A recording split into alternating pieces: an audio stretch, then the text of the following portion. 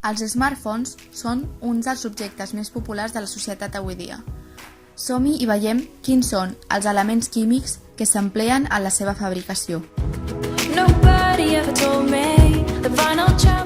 Per a les pantalles tàctils s'utilitza principalment una barreja d'òxid d'alumini i de diòxid de silici.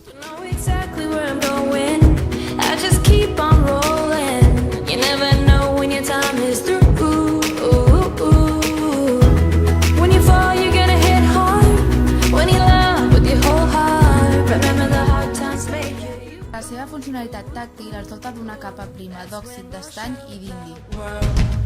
They're not gonna break us. Hey, we'll burn so bright, making all the people come to life. El micròfon i l'altaveu del telèfon contenen imants, que són aleacions de neodimi, ferro i bor.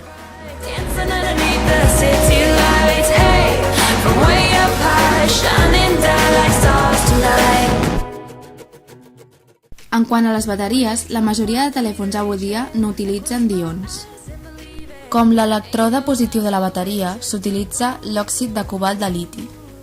En canvi, l'elèctrode negatiu es forma de carboni en forma de grafit.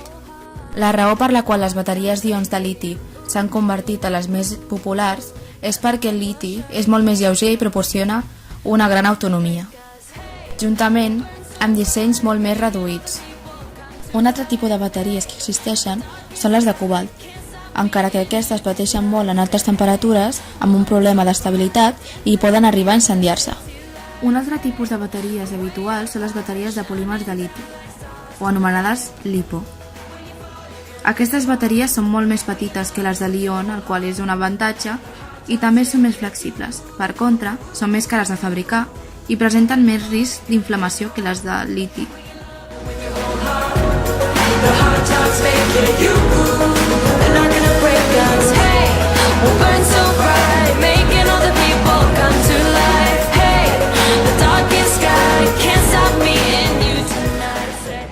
La causa per la qual es crea l'efecte d'una bateria inflada és pel mal funcionament o per excés de temperatura, ja que es poden produir gasos a partir dels compostos sòlids continguts en elles.